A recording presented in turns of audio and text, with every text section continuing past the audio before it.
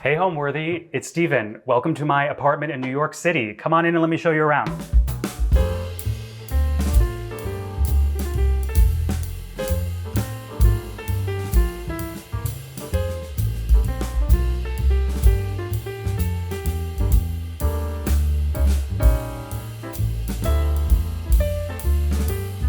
Hi, I'm Allison Kenworthy, the founder of Homeworthy, and we're now offering a membership plan that gives our supporters early and exclusive access to new videos. Hi, Homeworthy. I'm Roz. You're here at my home in Los Angeles? Come on in. I can't wait to show you around. With this membership, we invite you to open more doors, discovering new homes, rooms, and personalities available only to those with the keys to our guest house. You'll be part of a community of people who are just as passionate as you are about interior design. To access all of this exclusive content, simply click the Join button below to become a member today. You're watching Homeworthy, where we believe every home has a story. My name is Stephen Sposito, and we are in my apartment in Midtown Manhattan. I think the building was a parking garage before it was an apartment building, and I believe it was built in 1911, and then in the 80s turned into apartments. And I've been here for 6 years. And we sort of did it all, we sort of did a light renovation maybe 3 years ago, mid-COVID. So the space was mostly as it is, except for one big change. The entrance to the bedroom used to be where the dining room currently is, where the dining table is. And it was so we just reoriented the door to near the entranceway. And it was sort of a small change that completely changed how we could use the space. It made, for a much bigger dining table and, much more usable space. So that's really the big thing that we did, and then added some lighting.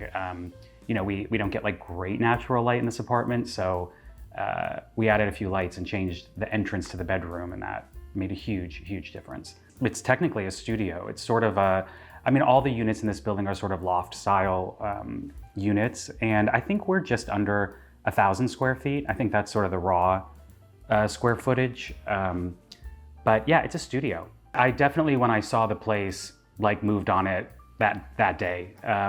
It's so hard to find, in the price range that I was working with, it's so hard to find something special. Everything that you see is sort of, a version of a standard, layout. So I loved the high ceilings. I loved that there was big wall space. I loved that, it's sort of a Swiss Army knife apartment. We have lots of closets and interesting storage areas. And I knew right away, I was like, this is special and it's not gonna last. So, and it didn't. Welcome to my entry area. It's very small, and one of the challenges was sort of creating some light and some sort of visual interest to this space. So I found this painting on Live Auctioneers. And originally we thought we'd put it over the sofa. It's intended to be, displayed landscape, but we flipped it once and it was just leaning against the wall, and I thought, oh my God, I think we love that kind of vertically. So we hung it here and put a light over it, and it sort of helps brighten up the space and pop the space when you come in. And then over here is the dining area. This was never originally here. You used to enter the bedroom through this space. And so it sort of had a smaller dining table with a couple chairs around it that you can move. And then Casey designed this table. We did kind of like a burled wood, sort of asymmetric design. And so he designed this and made it. And then he had the brilliant idea of putting in a banquette, which initially I was opposed to because I thought it would be, annoying to climb over. But it's so comfortable. It's like another sofa. We love entertaining and having people over, and no one ever leaves here. This is where people stay for, 3 or 4 hours, kind of lounging around, and it's a great place to sit and a great place to work. If anyone's ever seen me on a Zoom call, I'm right here. The big thing that we did to this apartment when we bought it was add this metal and glass door. I was obsessed with these sort of industrial walls. And before, they sort of had a frosted glass sliding wall. It felt a little dentist office, a little sterile, a little kind of not warm. So Casey had this great idea of adding this wall and changing the entrance to the bedroom to the entryway of the apartment. And it was a great idea. It added so much light to the bedroom. When you're in there and the curtains are open, you see the whole apartment and you don't feel like you're in a small space. And if you want to go to bed, you close those curtains and it's completely dark in there. I mean, you can't see, you can have every light on in this room and you can't see anything in there. So it was a really great solution to give us a bigger dining area and a bedroom that you could close off, and one person could be asleep and the other person, me, could be up till 4 a.m. watching TV. We entertain bigger groups than we ever thought. I mean, we can do dinner for 10, and we have. We have like nice folding chairs up in a storage space that we bring down. And it's great for entertaining. We usually start in the living room and then have like some drinks and some appetizers, and then come and sit here for dinner. But it's really comfortable for entertaining. There's sort of lots of seating space. I think we've had 20 people here before. I mean, you can have a big group here. It was nuts. We love art books. So all over this, particularly my partner Michael loves art books on artists. So all over the apartment there are tons of art books. That's all kind of Michael's doing. But this is an alabaster bowl from France. We got this in France, and it's just a carved bowl out of solid alabaster, but I love it at night. If you have this light on, it sort of lights up the alabaster. You get this great kind of like smoky, moon kind of feel, and it's beautiful. It's a gorgeous material. Another painting I got on Live Auctioneers. Live Auctioneers is responsible for lots of this apartment. I just kind of loved this, sort of collection of objects. I thought, like, how odd, and the colors are, I like these sort of muted, calming, warm, simple colors. So I loved it, and it had a bunch of what do I want to say, missing paint on it. It had a bunch of places where the paint had rubbed off. So we repaired it. I mean, I'm sure not properly, but we did the best we could. But yeah, I love it. And then this is the Aero light from Apparatus. Their stuff is so gorgeous, and it gives off great light, and I think is sort of perfect. The asymmetry of it with the asymmetry of the table is sort of satisfying to me. This is a console made by Jake Szymanski. He's a furniture maker in the Bronx, and I love his work. He sort of always uses steel and sort of softens it with a rotary saw. It's kind of like incredible to watch. So he makes this whole thing out of steel and then sort of smooths the edges and chips away at them, and it feels very handmade and actually very soft, even though it's solid steel and it's extremely heavy. So he made this, and then he also made the tables by the bed, which I love. And then this is a Jean Prouvé sort of architectural detail. I think it was from a school, from the exterior of a school, but we found that, and I love using it as a piece of art. I think it's just kind of like simple and calming, and the height is great. And then this box was my grandfather's. He immigrated from Greece at 16, and it's a cigarette box. And he brought this over with him at 16 from Greece. So I love having that. And then a bowl from Morocco. We love Morocco, and we have friends there, and so we try to go every year. And then there was this is a Hannah Eschel sculpture. There was just a great article about her in the Times. She's sort of a lesser known, incredible sculptor and painter who passed away a few years ago. And I love her work. So I was thrilled to sort of find this. And then the other thing I think to notice about this is Casey had this great idea of cutting out the carpet around some of the furniture. And it just helps, I think it helps the space feel a little more polished, a little more considered. And it wasn't as big of a deal as I thought it would be. I mean, they come and cut the carpet anyway, so they just cut some notches in. But yeah, I like this little, welcoming vignette when you arrive. This is moss.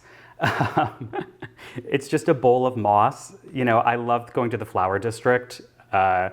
We go, we have a large vase that we always try to keep branches in. So we go maybe once every 4 months and try to buy branches, and sometimes they have, moss and weird flowers. And for a while I was really into decorating with moss. I've gotten over that, but yeah, it's moss. I mean, I worked with Casey Kenyon to decorate the apartment.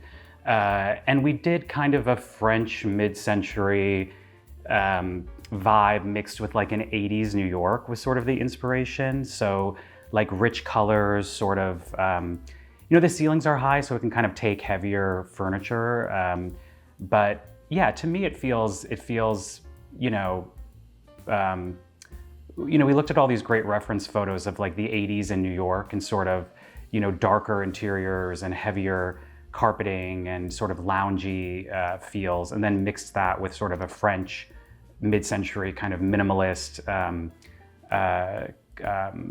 aesthetic. And yeah, I think it's very cozy. I will say that it's very cozy and warm. I think when people come in, it feels comfortable. And I think that was really important to me. We host a lot. So, having, lots of places to sit and places to lie down. And we did a banquette around the dining room table instead of chairs. And when we have people over for dinner, no one ever leaves that banquette. It's the only place anyone ever sits because it's just sort of comfortable and loungy.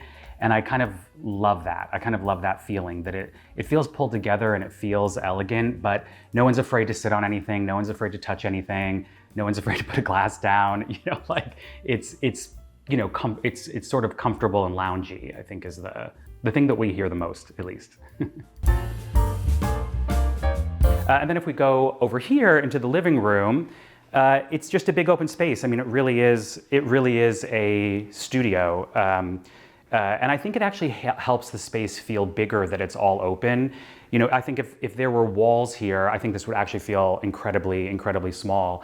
And a smart thing that the architects did, the people before us did all of this, they didn't complete any of these walls to the ceiling, which is super useful for us. One, because the kitchen's on the other side of those walls. So when you have people over and you are entertaining, you can be in the kitchen and still hear what's going on and still participate in the conversation. And yet no one sees the mess that you're making in the other room. And two, it just helps your eye go to the actual exterior wall of the apartment, and it makes it feel a bit bigger and a bit airier, which, always a good thing. These are our floor pillows. When we have people over, people love sitting on the floor and love sort of lounging.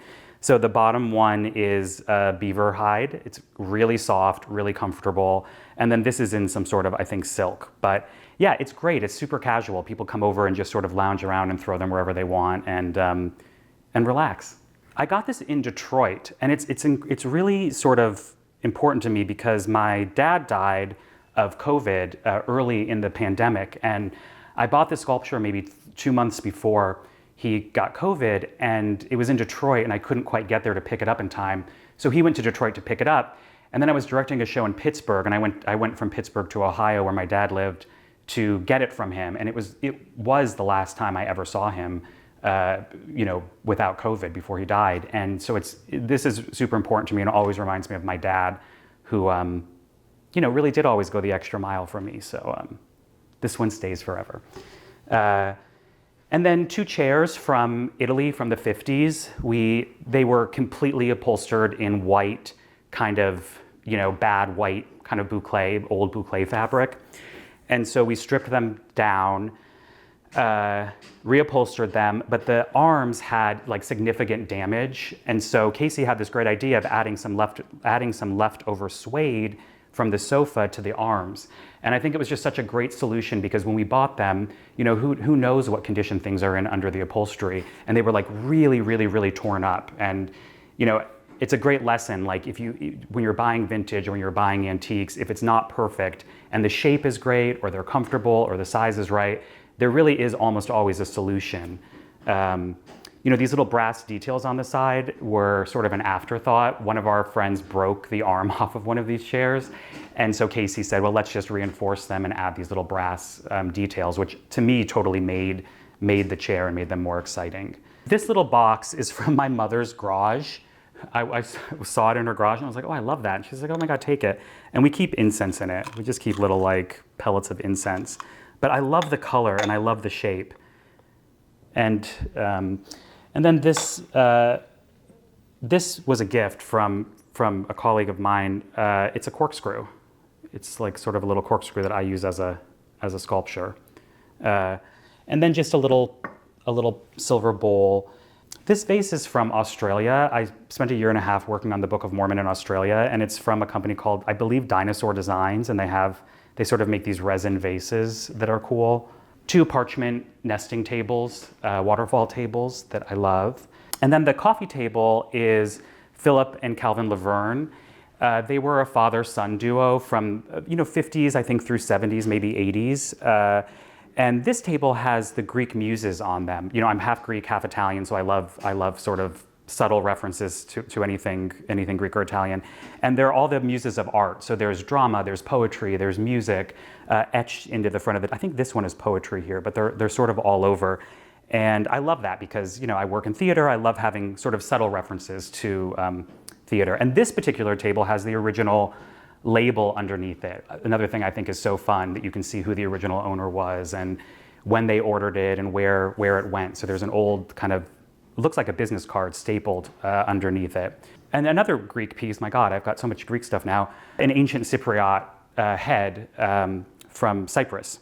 Not really Greece, but Cyprus, which I kind of love. And then, I like more of the ancient art and my partner likes more of the sciencey stuff. So he, got this slice of a meteorite that we kind of love. And if you look, you can see there's like a crystal pattern in the metal that apparently only can happen in space. But this is his prized possession. What else? The giant tree in our apartment. I love Rick Owens' furniture. I mean, I think he's such an incredible artist, and Michelle's an incredible artist. And, the urn is by Rick Owens and Michelle LeMay, and it's made out of bronze. And it kind of looks like it's clay. It has bubbles in it and scrapes and all sorts of, irregularities, but it's solid bronze. So we try to go down to the flower district, like every, 4 or 5 months and get branches. And these ones are live, but they dry beautifully in here. So we just let them dry and they turn brown and kind of look great. Yeah, I think for us, we don't, our view is another building. So for us, it's always nice to have something green in the apartment, and something that sort of feels like you're, outside or, we're tricking a view of outside. So that's our solution kind of to that. We don't normally do flowers, maybe when it's a special occasion, we tend to like things that last a little longer. Flowers are so temporary. But I'll show you some other pieces of greenery around the apartment that I love that do last for 2 or 3 or 4 weeks. So that's kind of always my goal, is like, how long will it last if you're going to go through the effort. I mean, Michael and I are pretty aligned on our style. He may be a little more contemporary and I may be a little bit more traditional.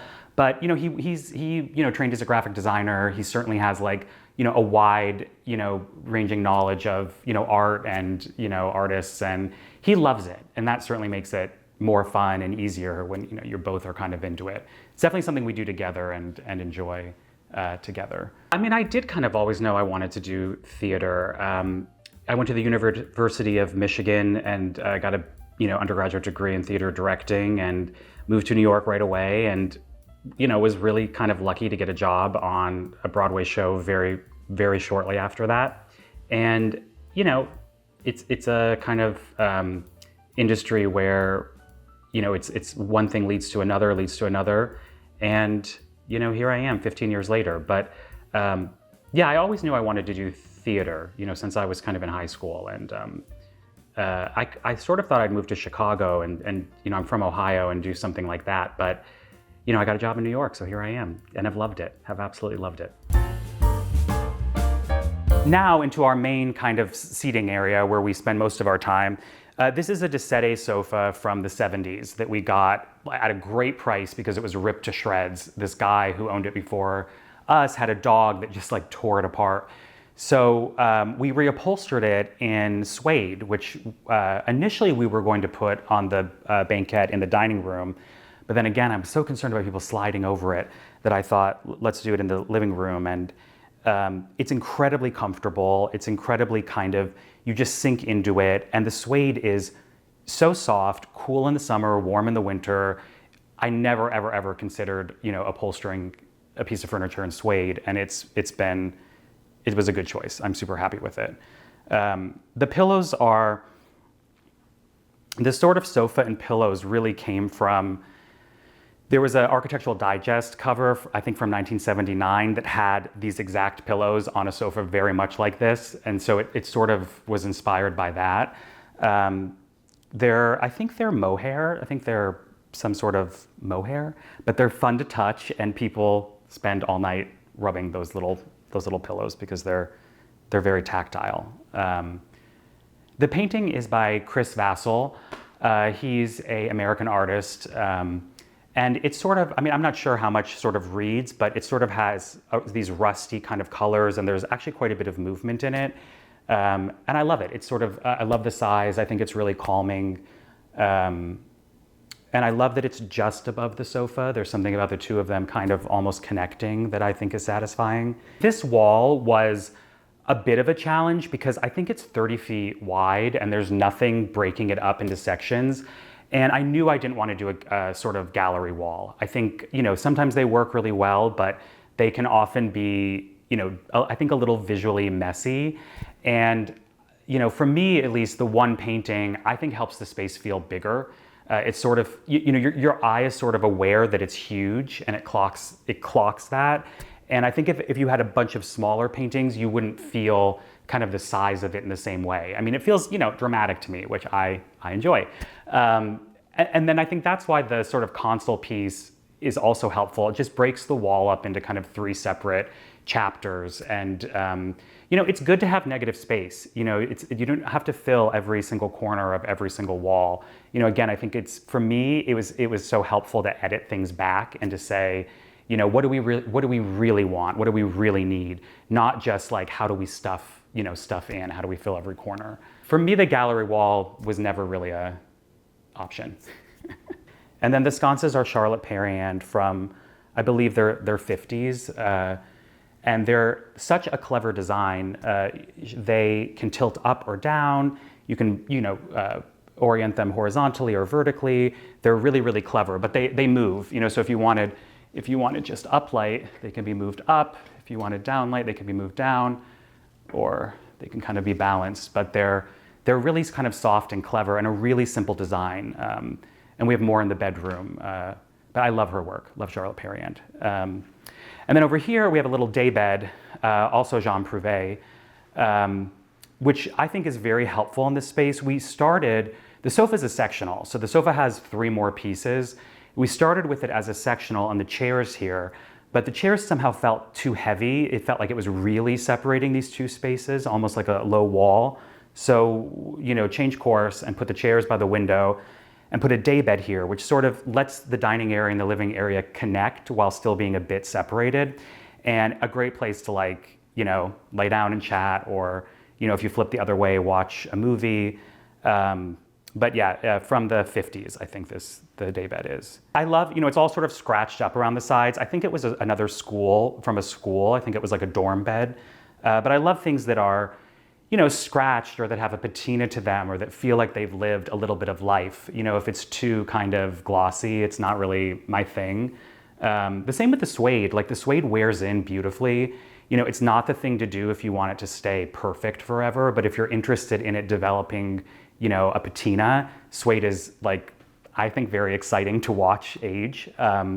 So yeah, things that feel like they have some layers to them or some age to them are, excite me a little bit of history.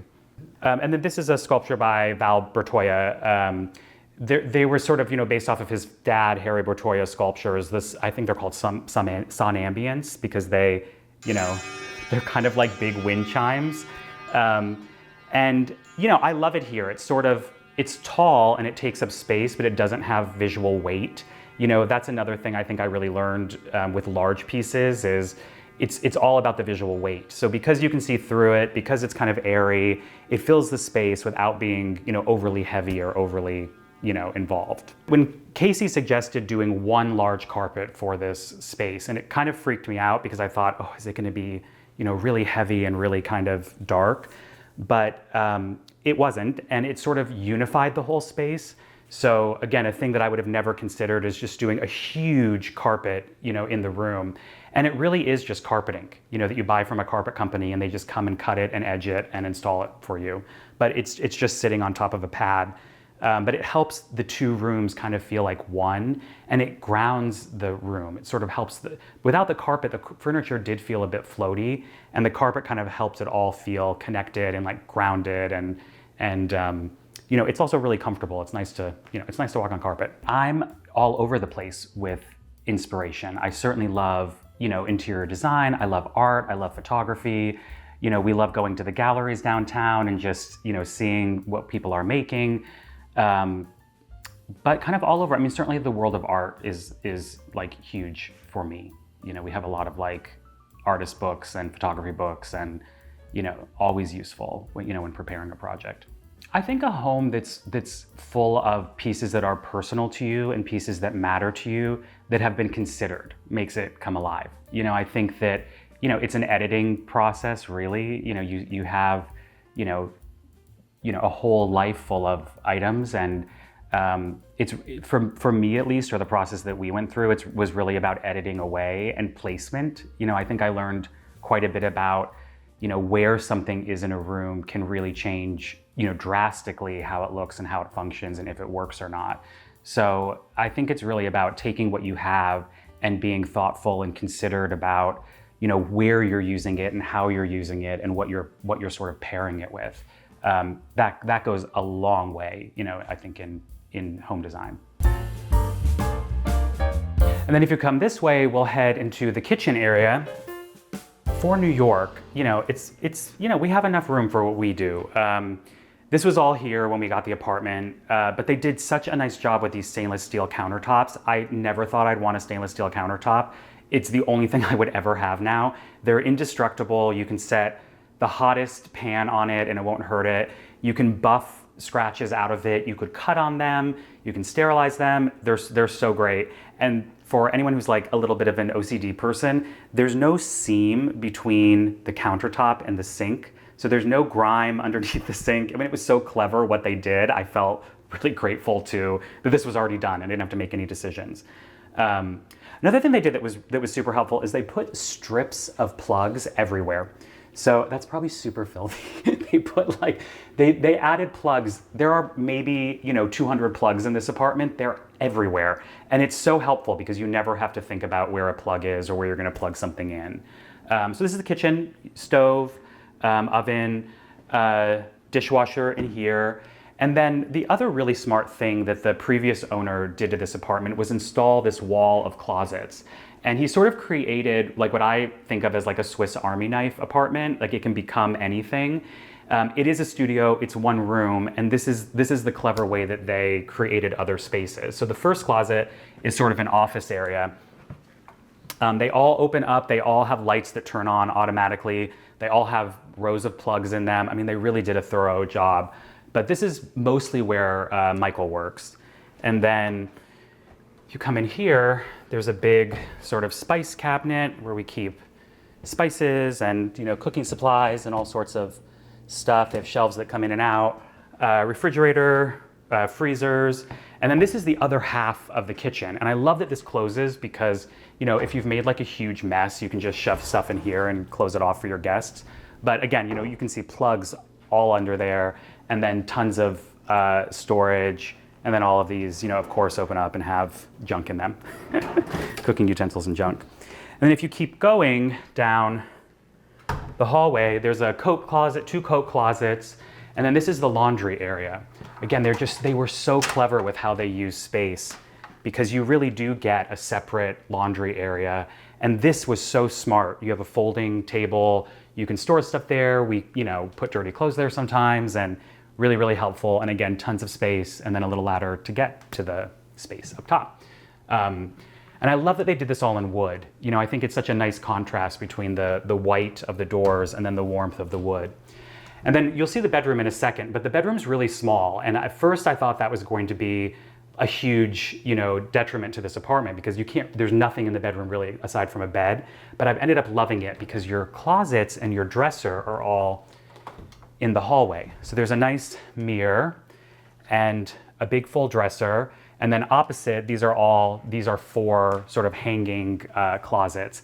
And what's great about that is if you don't wake up at the same time as your partner, which we really don't, someone can get up and get dressed and get ready and not feel like they're bothering you, and somebody else, me, can sleep, later. Theater's a late rising profession. But yeah, I was so glad they did all of that, and again, would have never thought to do this, but it's a really, really, really clever use of space, and you feel like you're living in a much, much, much bigger space than you actually are. When we first got this place, I thought these doors were going to drive me nuts because I thought I would spend my whole life, leaving them open and shutting them. They're the easiest thing I've ever dealt with. It's so easy to keep this apartment organized because you just shove everything behind these doors. It's super quick.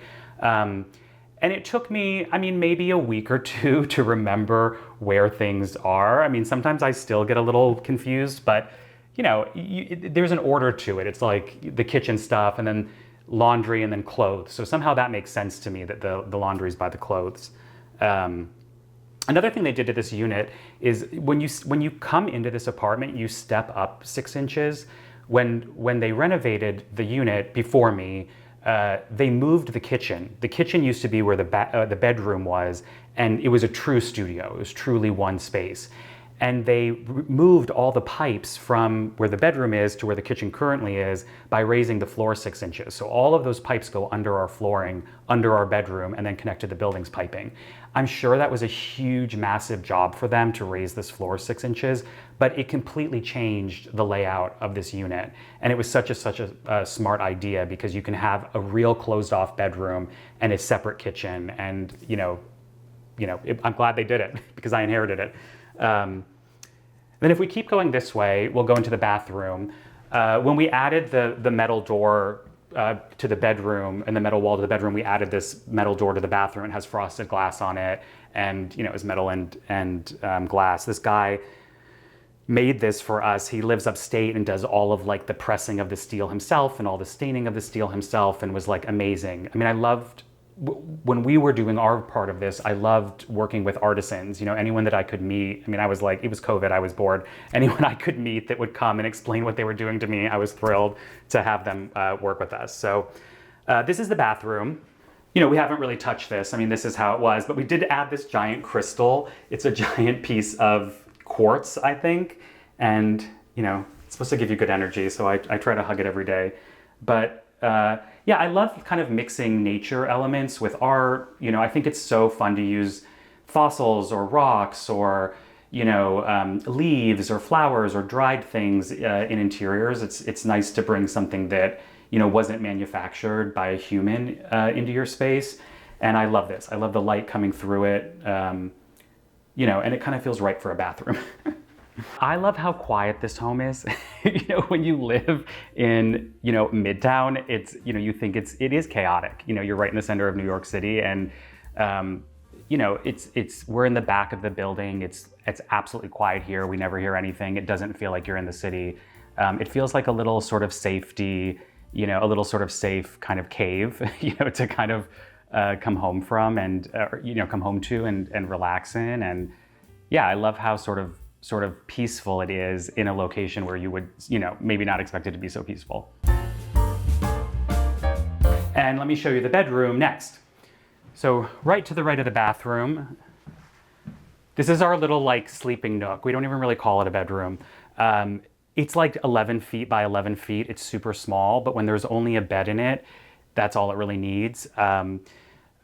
We decided to paint it this mauvey, purpley red to sort of play up the kind of cave-like, quality of it. It's really calming for sleep. And I was kind of afraid to do, a color on a wall. I kind of prefer white walls, but this absolutely convinced me.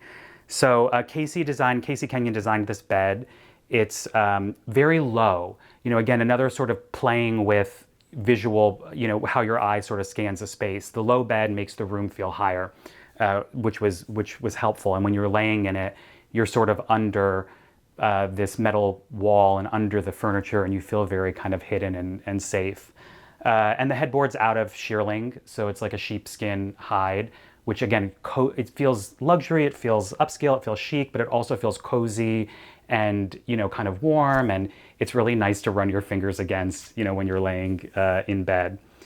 And then these two belly buttons over the bed, Michael got these for me when I bought the apartment, and they're by an artist named Greer Langton.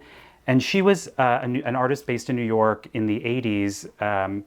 She was a trans artist who dealt a lot with body in her work. You know, she made these sort of life-size dolls and miniature dolls and sort of all sorts of dolls. And she would change the doll's gender. She would make the dolls obese and then make the dolls thin. She would change the physical appearance of the dolls. It was sort of like her way of, interacting with body was through these pieces of art. And we found these from a woman who was an art dealer in New York, and tracked them down. It's really hard to find pieces by Greer.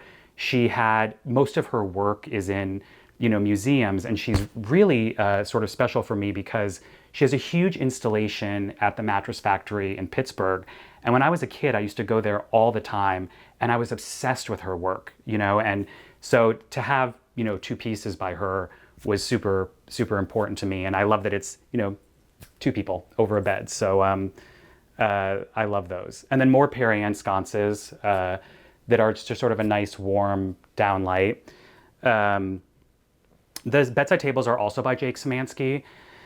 They're in this steel, and I really love, these are the type of flowers that we normally buy, sort of like rusticy hard, I have no idea what they are, but rusticy sort of hard things that last a while. Those don't even need water, they just kind of dry out. So love things like that. And then the plate on the wall is by an artist named Ken Eastman. I think it was made in 1982. And he's a ceramic artist, mostly does vases, but they're all kind of painted and sort of graphic. And Casey had the idea of putting it on the wall. I thought I was going to use it on a table or something. And he thought, well, let's use it as a piece of art, as sort of an abstract on the wall. And then this built-in bookshelf, which sort of contains everything else that we don't have out. Little paper things, books, a little puzzle box that was a gift. This paper art is by Matt Schleyen, I believe is how you pronounce his name. I went to the University of Michigan, and he's an Ann Arbor-based artist, and he's done, really interesting projects with like Apple and like big tech companies and sort of big installations. So I kind of love his work and have a few of his things. More rocks, because I do like having rocks around. These rocks, and actually a few of the others in the apartment, were from my neighbor growing up. She was an older woman who had traveled a lot, and she always bought rocks wherever she was traveling. And when she died, my mom got all these rocks. And when I was a kid, if I used to get an A on my spelling test, I would get a rock. That was like my parents bribing me. So I must have gotten at least, 1 or 2 A's on a spelling test because I have them. But yeah, those are from home. This is a little vase that's super dusty that I made in a pottery class. So I took a pottery class once and made a couple things, and some of them came out like okay, so I have them slightly hidden. We got these candlesticks, and they pull apart, and I was playing with them one day, and this one has a little note in it. A little piece of paper that says Bombax from Evan. Apparently Evan made this for someone, but I thought that was so fun to find that in there. I mean, it's great to buy, old things and things that someone else has owned because there's a little bit of a story to them. Oh, and this is my favorite. This is my favorite thing that Michael made me for a holiday, the Instant Cheer pocketbook. It has a little note in it and a little sketch of us cuddling. So he's very sweet and artsy. Yeah, so this is just kind of a mix of like, books and extra things. These were all here when we got the place. And then the curtains in this room, Casey had this idea of using corduroy. They're just sort of corduroy fabric that's been washed. And apparently if you wash corduroy, it kind of pops a bit. It sort of fluffs it up. But they close, and then these doors, the sort of two French doors close, and the whole bedroom closes off. There's a pocket door in here. And when you close this down, it is pitch black in here. You can't hear anything. You can't see anything in here. And it's actually great for sleeping. I mean, there's no light kind of at all. And the owner before me installed a vent that sort of sucks out the air so it doesn't get too hot or too stuffy in here. But yeah, it's like a nice little warm cocoon. Home to me means friends and family and comfort and relaxation and a place to feel safe, and a place that you can control to a degree. I think that's another challenge of being in New York. You step out your door and you can't control anything. So it's nice to come home to a place that you feel, is really yours and that you can, share and enjoy with, your friends. Thanks for watching. Go to Homeworthy.com for exclusive content and shopping guides.